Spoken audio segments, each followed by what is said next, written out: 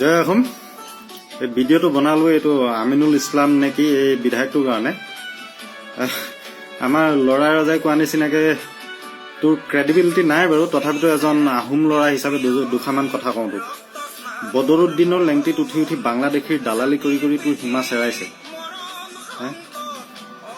চীনৰ পৰা হওক, লাগে য'ৰ পৰা হওক, বেলেগ গ্ৰহৰ পৰা হওক, তোৰ পৰা আহি এখন দেশত সমগ্ৰ জাতি জনগোষ্ঠীক এক কৰি বৃহত্তৰ অসম গঢ়ি তোলা, এখন সোণালী অসম গঢ়ি তোলা আহোমৰ আৰু বাংলাদেশত খাবলৈ নেপায় অসমত আহি থিতাপি লোৱা এই তহঁতৰ নিচিনা দালালবোৰৰ মাজত আকাশ পাতাল পাৰ্থক্য আছে, বুজি পাইছ?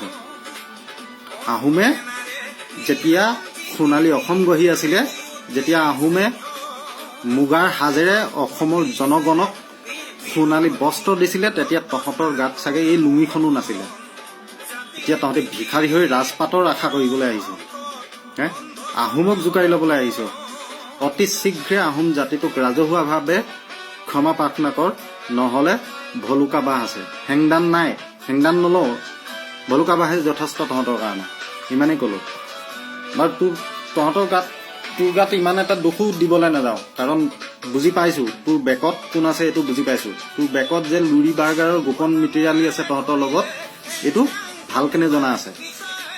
তোৰ গাত দুখ নহয়, দুখ আমাৰ এই নেতাখিনি অসমীয়া নেতাখিনি যি নেতাবোৰে আমাৰ অসমীয়া জাতিটোক আজিলৈকে সুৰক্ষিত কৰিব পৰা নাই, সেইটো কাৰণে তহঁতৰ নিচিনা দালালবোৰৰ আজি এই চালা মৰহাস কৰিছ।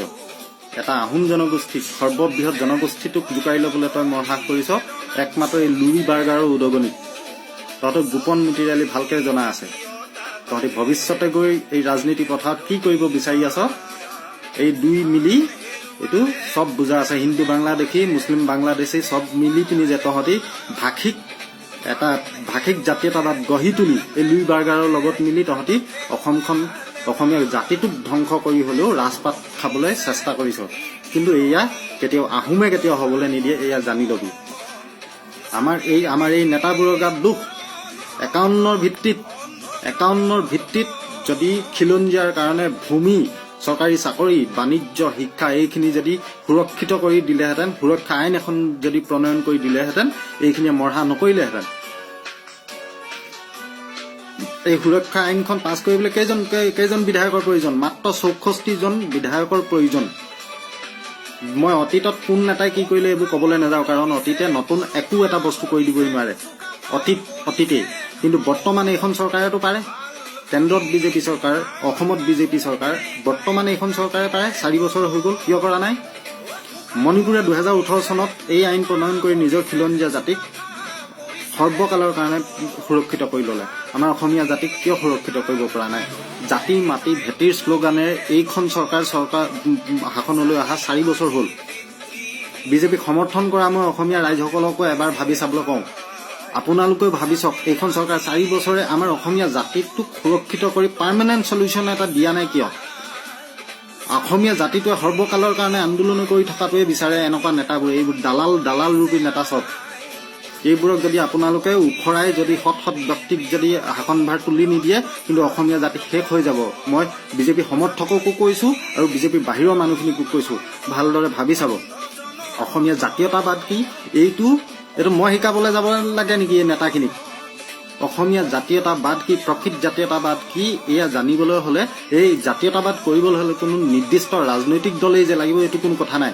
কংগ্ৰেছত থাকিও নিজৰ অসমীয়া জাতীয়তাবাদ দেখুৱাব পাৰে, বিজেপিত থাকিও জাতীয়তাবাদ দেখুৱাব পাৰিব। তাৰ উদাহৰণ মই কি ক'ম? উদাহৰণ চাবলৈ গ'লে আপোনালোকে আমাৰ চিৰনমস্য গোপীনাথ বৰদলৈ ডাঙৰীয়াৰ বিষয়ে পঢ়ক।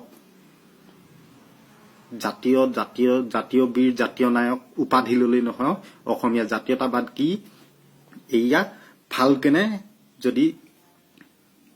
যদি জানিব বিচাৰে, গোপীনাথ বৰদলৈ দেৱৰ জীৱন কাহিনী ভালকেনে আকৌ এবাৰ পঢ়ক।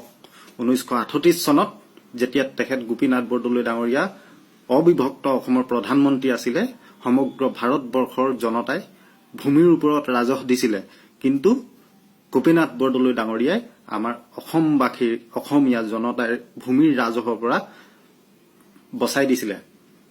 সেইটো সময়ত এই প্ৰব্ৰজনকাৰী মুছলিমসকলক মাটিও দিব বিচৰা নাছিলে, তেওঁ দিয়া নাছিলে। সেয়া হ'ল প্ৰকৃত জাতীয়তাবাদ।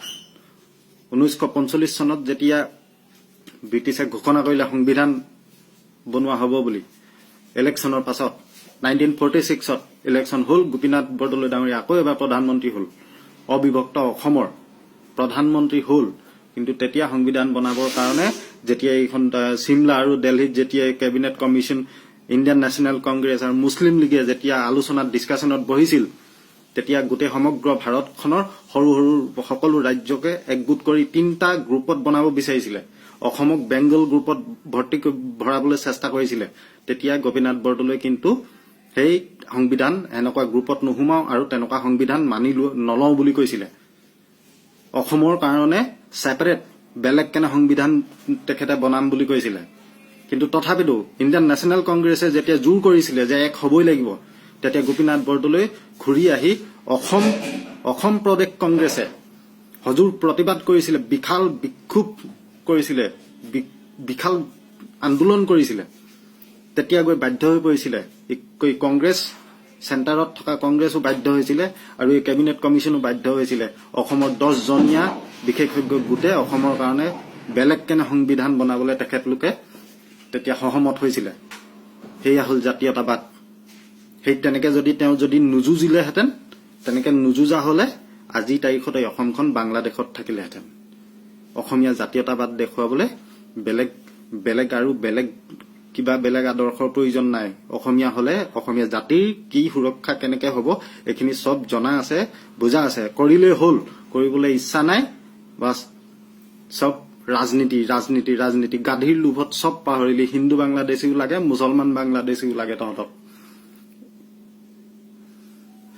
2021ত অসমীয়া জনগণে প্ৰকৃত জাতীয়তাবাদী নেতাক ভোট দি জয়যুক্ত কৰাবলৈ মই মোৰ ফালৰ পৰা বিনম্ৰ অনুৰোধ কৰিছো।